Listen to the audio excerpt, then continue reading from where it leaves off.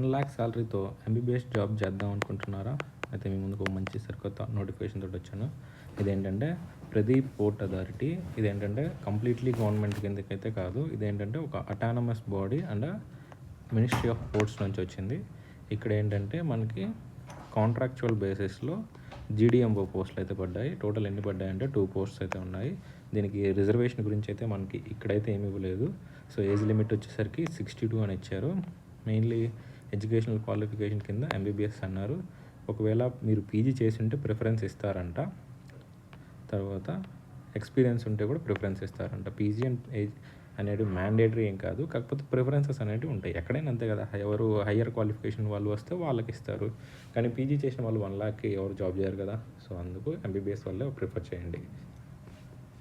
తర్వాత ఏంటంటే ఇది పర్మనెంట్ జాబ్ అయితే కాదు, 1 ఇయర్ మాత్రమే. తర్వాత మీ పర్ఫార్మెన్స్ని బట్టి ఇంక్రీజ్ చేస్తూ ఉంటారు విత్ 5% ఇంక్రిమెంట్ పర్ ఇయర్ అంట. అంటే తక్కువ ఇంక్రిమెంట్ అనేది తక్కువ ఉంది. సో చూసుకోవచ్చు. కాకపోతే మిమ్మల్ని రెగ్యులరైజ్ చేసే అవకాశాలు ఎక్కువ ఉంటాయి ఇలాంటి వాటిలలో. తర్వాత అకామిడేషన్ అనేది అన్ఫర్నిష్డ్ ఇస్తారంట, quarters with electricity, water charges and rent అన్నీ కూడా మీరే కట్టుకోవాల్సి ఉంటుంది. తర్వాత 12 days ఆఫ్ క్యాజువల్ లీవ్స్ అనేవి ఉంటాయి. తర్వాత as usual national holidays and weekly offs కూడా ఉంటాయి. తర్వాత ఫ్రీ మెడికల్ ఫెసిలిటీ ఉండిద్ది, సెల్ఫ్ ఓన్లీ మీకు మాత్రమే ఉండిద్ది. తర్వాత నో రీఎంబర్స్మెంట్ ఫర్, నార్మల్గా అయితే రీఎంబర్స్మెంట్ కూడా ఇస్తారు, వీళ్ళైతే ఇవ్వట్లేదంట టెస్ట్లకి వాటికి అంట. అంటే మీరు బయట ఇక్కడ ఈ హాస్పిటల్లో మనకి ఒక ఎంఆర్ఐ కానీ సిటీ కానీ లేదనుకోండి, నార్మల్గా బయట చేయించేసుకొని ఆ బిల్లు తీసుకొచ్చి మనం ఇక్కడ సబ్మిట్ చేస్తే మనకి రీఎంబర్స్మెంట్ అయితే వస్తుంది కదా. సో అలాంటి ఆప్షన్ అయితే ఇక్కడ లేదంట. తర్వాత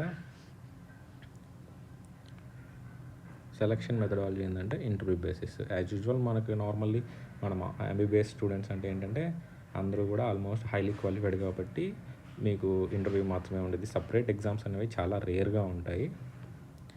ఇంకొకటి, మీరు జస్ట్ ఇక్కడ అప్లై చేస్తే మీకు జాబ్ వస్తుందనే గ్యారంటీ అయితే ఏం లేదు.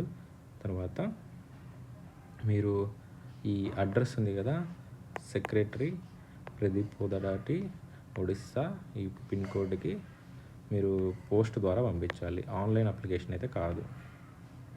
తర్వాత ఎలా అంటే మీరు అప్లై చేసేటప్పుడు application for the engagement of general duty medical officer on contractual basis, ఇలా ఫామ్ ఉంది కింద, ఎలా అప్లై చేయాలని నేను చూపిస్తాను, కంగారు పడొద్దండి. తర్వాత మీరు పంపించేటప్పుడు ఒక 2 పాస్పోర్ట్ సైజ్ ఫొటోస్ కూడా పంపించాలి. తర్వాత మీరు ఎక్కడన్నా గవర్నమెంట్లో పనిచేస్తుంటే ఎన్ఓసి అనేది సబ్మిట్ చేయాలి. మీరు మీ మీద ఏం కోర్ట్ కేసెస్ అనేవి ఉండకూడదు. తర్వాత ఏంటంటే మీరు అప్లికేషన్ ఫామ్లో ఏదైతే సబ్మిట్ చేస్తారో అదే ఒరిజినల్. అంటే నేను ఆ డిగ్రీ పెట్టిపోయి ఇది పెట్టాను, లేకపోతే వేరేది వచ్చేసింది, ఇట్లా కరెక్షన్స్ అంటూ ఏమి ఉండవంట. తర్వాత సెల్ఫ్ అటెస్టెడ్ కాపీస్ అనేది పంపించాలి. మీరు ఏదన్నా తప్పుగా పంపిస్తే మీరు డిస్క్వాలిఫై అయిపోతారంట. మీరు ఏదన్నా ఇన్స్ట్రక్షన్స్ కానీ అలాంటివి ఏమైనా చూడాలనుకుంటే వెబ్సైట్లోకి వెళ్ళి చూసుకోండి, www.paradiport.government.in. తర్వాత కాంట్రాక్చువల్ బేసిస్ మాత్రమే అని చెప్తున్నారు. ఇంకొకటి, మీరు ఇంటర్వ్యూకి వచ్చేటప్పుడు టీఏడిఏ అనేది ఏమి ఇవ్వరంట. లాస్ట్ డేట్ వచ్చేసరికి చూసుకోండి 5/5/2026. ఇంకొకటి ఏంటంటే ఇక్కడ మీరు పెన్తో రాసినారు, నేను ఏదో ఎడిట్ చేసినా అనుకోవద్దు. ఇది అఫీషియల్ వెబ్సైట్లో ఉంటుంది, కావాలంటే మీరు చెక్ చేసుకోవచ్చు. నేను కన్ఫర్మ్ చేసుకున్న తర్వాతే వెబ్సైట్లోకి వెళ్ళి చూశాను.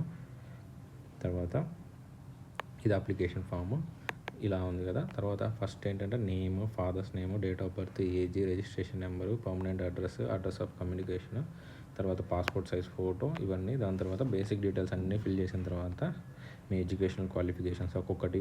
అంటే ఫస్ట్ ఏంటంటే మీరు పైన నుంచి స్టార్ట్ చేయండి. ఏంటి, ఎంబీబీఎస్, దాని తర్వాత ఇంటర్మీడియట్, దాని తర్వాత 10th క్లాస్, ఆ 3 ఎంటర్ చేయండి. దాని తర్వాత మీ professional qualification, experience, chronological order. First మీరు ఒక హాస్పిటల్లో చేశారనుకో, ఫస్ట్ అది ఫస్ట్, దాని తర్వాత నెక్స్ట్ ఏది, దాని తర్వాత నెక్స్ట్ ఏది, అలా రాయాలి. మీకు కంప్యూటర్ నాలెడ్జ్ గురించి ఏమైనా తెలుసా తెలియదా. తర్వాత లాంగ్వేజెస్ ఏమేమి వచ్చు. ఇక్కడ ఇంకొకటి ఏంటంటే మీకు ఈ కంప్యూటర్ నాలెడ్జ్ తోటి ఏం పని అంటే మీరు నార్మల్గా బేసిక్ డీటెయిల్స్ అనేటివి ఎంటర్ చేయటము, తర్వాత మైక్రోసాఫ్ట్ వర్డ్లో బిల్లింగ్లు చేయటము. అంటే ఒక డిస్పెన్సరీస్లో మీరు వర్క్ చేస్తే ఎలా ఉండిద్దో అలానే ఉండిద్ది. సో మీకు మినిమం ఐడియా అనేది ఉంటే బెటర్ అని చెప్పేసి వాళ్ళు దాని గురించి అడుగుతారు అంతే. తర్వాత మీకు ఏదైనా కోర్ట్ కేసెస్ ఏమన్నా పడి ఉన్నాయా మీ మీద, క్రిమినల్ కేసెస్ కానీ లేకపోతే మెడికల్ నెగ్లిజెన్స్ కేసెస్ కానీ అలాంటివి ఏమైనా ఉన్నాయా లేదా అని చెప్పి. ఒకవేళ ఉంటే మీకు ఆబ్వియస్లీ జాబ్ అయితే రాదు, సో చూసుకోండి. తర్వాత ఇది డిక్లరేషన్. ఈ డిక్లరేషన్ మీద మీరు సైన్ చేయాలా, దాని తర్వాత ప్లేస్, డేట్. సో అది గైస్ మంచి ఆప్షన్ ఇది. 1 lakh శాలరీ ఇస్తున్నారు. సో ప్లస్ లీవ్స్ ఉంటాయి, తర్వాత మీకు ఉండేదానికి క్వార్టర్స్ ఉంటాయి. మీకు పెద్ద పనే ఉండదు ఇక్కడ. షిఫ్ట్స్ వైజ్గా డ్యూటీస్ ఉంటాయి. 12 hours 13 hours ఎమర్జెన్సీ డ్యూటీస్ ఏమి ఉండదు. ఇంకొకటి మిమ్మల్ని షిప్పుల్లో అయితే పంపించారు, మీరు హాస్పిటల్లోనే ఉంటారు. సో ప్రాబ్లం ఏమి ఉండదు. మ్యాక్సిమం ట్రై చేయండి. ఇఫ్ ఇన్ కేస్ ఏదైనా పాసిబిలిటీ ఉంటే, లేదా మీ ఫ్రెండ్స్ ఎవరైనా ఒడిస్సా దగ్గర ఉంటే వాళ్ళకైనా రిఫర్ చేయండి.